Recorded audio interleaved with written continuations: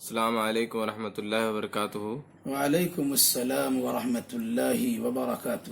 سب سے پہلے ہم اللہ کے بہت بہت شکر گزار ہیں کہ انہوں نے ہمیں قربانی کے دوسرے دن کو بھی اچھے سے رخصت کرنے میں ہمارا ساتھ دیا، اور کل تیسرا ہے اور پرسوں چوتھا ہے۔ تو ہم لوگ یہ چاہتے ہیں حضرت کہ تیسرے اور چوتھے دن کے بارے میں آپ ہمیں کچھ مزید بتائیں، تاکہ جو لوگ چھوٹ چکے ہیں، مطلب آج دوسرا دن ختم ہو گیا، آج تک جو انسان چھوٹ چکے ہیں انہیں کل اور پرسوں کے بارے میں سوچ کر کے کچھ الگ نہ لگے۔ تو آپ ہمیں کچھ بتائیں اس چیز کے بارے میں۔ الحمد للہ رب العالمین والصلاة والسلام على اشرف الانبیاء والمرسلین نبینا محمد وعلى آلہ وصحبہ اجمعین، اما بعد۔ وقال نبی صلی اللہ علیہ وسلم کل ایام التشریق الذبح۔ اللہ کے فضل و کرم سے آج بروز اتوار ذی الحجہ کی 11ویں تاریخ یعنی قربانی کا دوسرا دن بھی گزر چکا۔ سوموار 12ویں تاریخ یعنی دوسرا دن، اور منگل 13ویں تاریخ 12ویں یعنی گویا سوموار 12ویں تاریخ یعنی قربانی کا تیسرا دن، اور پھر منگل 13ویں تاریخ یعنی قربانی کا چوتھا دن۔ اس سے پہلے قربانی کے سلسلے میں یہ جواب دیا جا چکا ہے کہ رسول اکرم صلی اللہ علیہ وسلم کے فرمان کے مطابق قربانی 4 دن تک کیا جا سکتا ہے۔ ذی الحجہ کی پہلی تاریخ، دوسری تاریخ، ذی الحجہ کی 10ویں تاریخ، 11ویں اور 12ویں تاریخ میں کسی کا اختلاف نہیں ہے۔ سارے لوگ مانتے ہیں کہ عید الاضحیٰ اور اس کے بعد 2 دن یعنی 3 دن قربانی میں کسی کا اختلاف نہیں ہے۔ رہا مسئلہ چوتھے دن قربانی کا، یعنی عید الاضحیٰ کے بعد 3 دن، صرف 3 دن قربانی ہو کسی کا اختلاف نہیں ہے، 4 دن قربانی ہو کچھ لوگوں کا اختلاف ہے، بلکہ اختلاف صحابہ کرام کے زمانے سے چلا آ رہا ہے۔ بعض صحابہ کرام کہتے ہیں کہ قربانی کا دن یعنی یوم النحر، اس کے بعد 2 دن، اور بعض صحابہ کہتے ہیں کہ قربانی کا دن یعنی یوم النحر، اس کے بعد 3 دن۔ تو 2 دن قربانی کے گزر چکے ہیں، تیسرا دن سوموار کا دن آنے والا ہے۔ جو لوگ پہلا اور دوسرا دن قربانی نہیں کر سکا وہ انشاءاللہ تیسرا دن بھی قربانی کریں گے۔ اور میں مناسب سمجھتا ہوں کہ اگر کسی کے پاس وسائل نہ تھے، پیدا ہو گئے، اور وہ یہ سوچتا ہے کہ ہم چوتھا دن بھی قربانی کر لیں، تو چوتھا دن قربانی کرنے کا بھی ثبوت احادیث نبویہ سے موجود ہے۔ اس لیے اگر کوئی انسان چوتھا دن قربانی کرتا ہے تو اسے معیوب نہ سمجھے، اسے متعول نہ گردانے، اس پر طعن و تشنیع نہ کرے۔ امام حنیفہ رحمۃ اللہ علیہ کے شاگردوں کا بھی قول یہی ہے، بلکہ ہدایہ جو فقہ حنفی کی بہت مشہور کتاب ہے، اس میں ایام تشریق کی وضاحت کرتے ہوئے بات کہی گئی۔ ایام تشریق 13 تاریخ تک ہے۔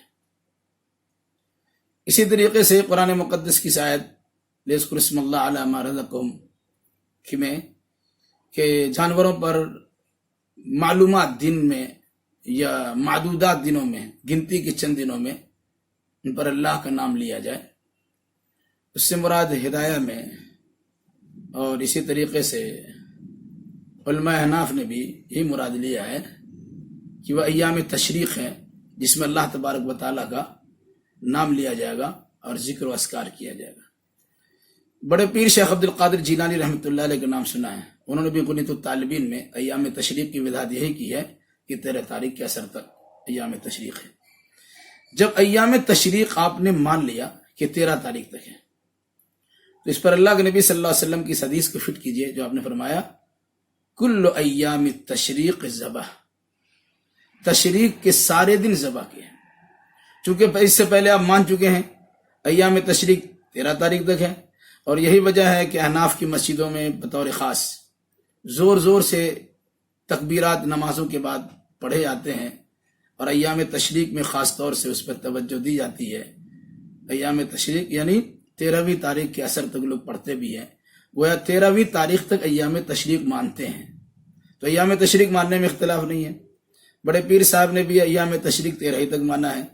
جب ہم نے 13 تاریخ تک ایام تشریق کو مان لیا تو اللہ کے نبی صلی اللہ علیہ وسلم کی اس حدیث کو سامنے رکھے کہ کل ایام تشریق ذبح، تشریق کے سارے دن ذبح کرنے کے، یعنی قربانی کا دن یوم النحر 10 تاریخ اور ایام تشریق 11، 12، 13 تاریخ، تو ان 4 دنوں میں قربانی کی جا سکتی ہے.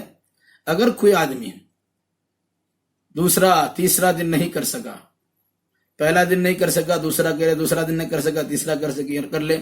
اب اگر کوئی انسان تیسرا دن بھی قربانی نہیں کر سکا تو وہ چوتھے دن تک مغرب سے پہلے قربانی کر سکتا ہے.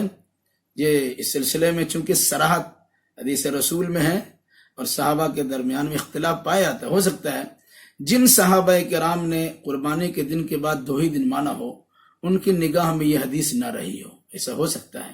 کیونکہ ساری حدیثوں کی معلومات سب کو ہو جائے ایک کوئی ضروری نہیں ہے.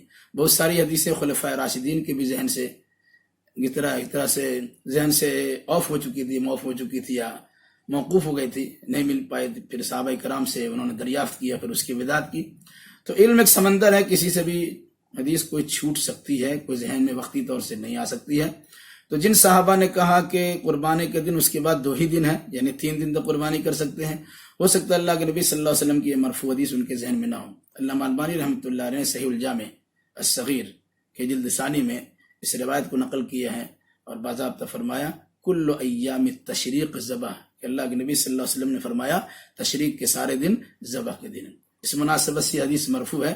اس حدیث مرفوع پہ عمل کرتے ہوئے کوئی انسان چوتھا دن یعنی ذی الحجہ کی 13ویں تاریخ تک شام تک قربانی کرنا چاہے، اس کو متون گردانا نہیں چاہیے، ان کو برا بھلا نہیں کہنا چاہیے.